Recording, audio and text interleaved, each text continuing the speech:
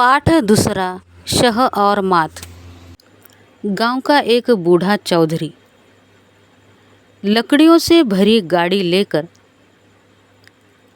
लकड़ियां बेचने के लिए नगर के चौक पर खड़ा था।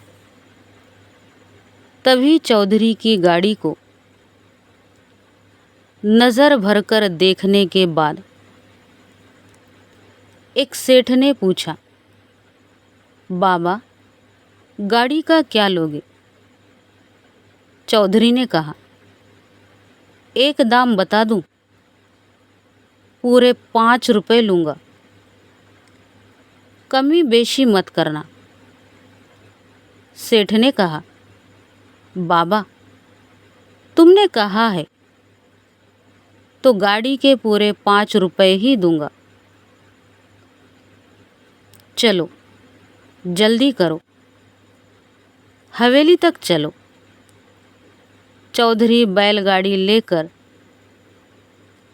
सेठ के साथ हवेली की ओर चल पड़ा।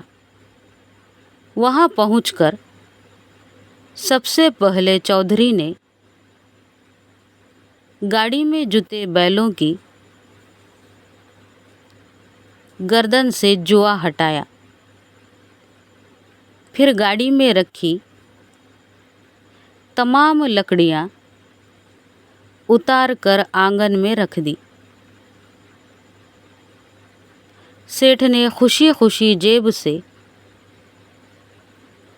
5 रुपए निकालकर चौधरी को दे दिए।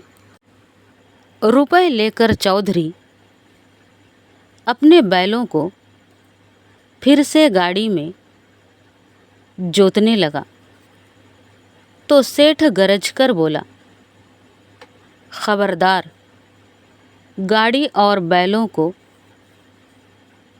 हाथ मत लगाना। मैंने गाड़ी और बैलों की भी कीमत चुकाई है, अब ये मेरे हैं।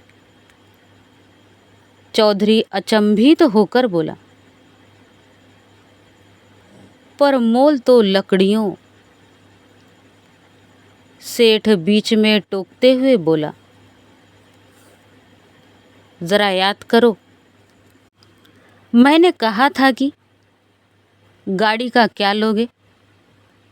कहा था कि नहीं? तुमने 5 रुपए मांगे, 5 से कम दिए हो तो बताओ, गाड़ी का मोल करते वक्त बैल जुते हुए थे कि नहीं? सच बोलना, एक दिन सबको भगवान को मुंह दिखाना है। चौधरी को काटो तो खून नहीं। अटकते अटकते बोला, बैल जुते हुए जरूर थे, पर सेठ जी, मैंने बस लकड़ियों का दाम बताया था। गाड़ी बैल कहीं 5 रुपए में आते हैं? सेठ ने तपाक से कहा, पर मैंने तो गाड़ी का दाम पूछा था और गाड़ी के दाम देने की बात की थी। गाड़ी बैल 5 रुपए में आते हैं या नहीं, यह तुम जानो। आदमी की ज़बान की कोई कीमत होती है या नहीं? अब चुपचाप चलते बनो, नहीं तो धक्के मार कर निकलवा दूंगा। गाड़ी छोड़ते हुए बूढ़े चौधरी के कलेजे पर आरी चल रही थी। सेठ के पाँव में पगड़ी रखकर वह रोते हुए बोला, मुझसे समझने में भूल हो गई। सेठ जी, मैंने तो लकड़ियों का मोल बताया था। आप बड़े हैं, गरीब पर दया करें। पर सेठ के कान पर जूं तक नहीं रेंगी। अंत में बेचारा चौधरी पांव घसीटता हुआ हवेली से निकला और अपने गांव आ गया।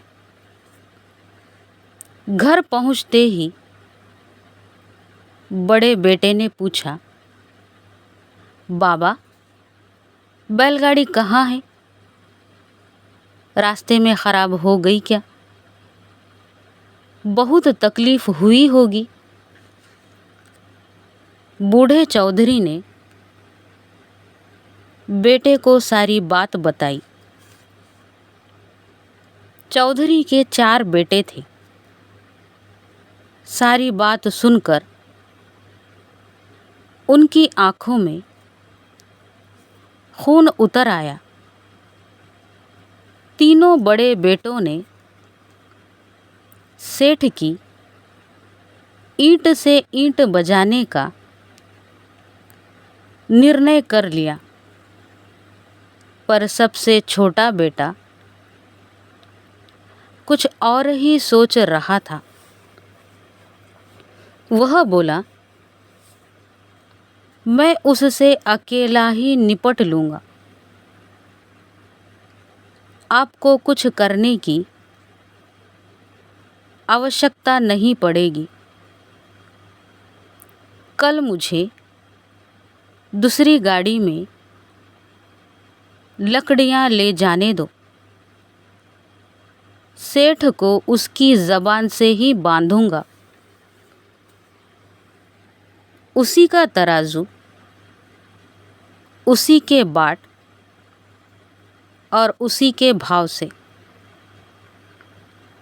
उसका हिसाब चुकता करके आऊँगा। चौधरी का छोटा बेटा बहुत होशियार था। सब जानते थे कि वह जो कहता है करके भी दिखाता है। सब समझ गए कि वह अब सेठ को सबक सिखाकर ही लौटेगा।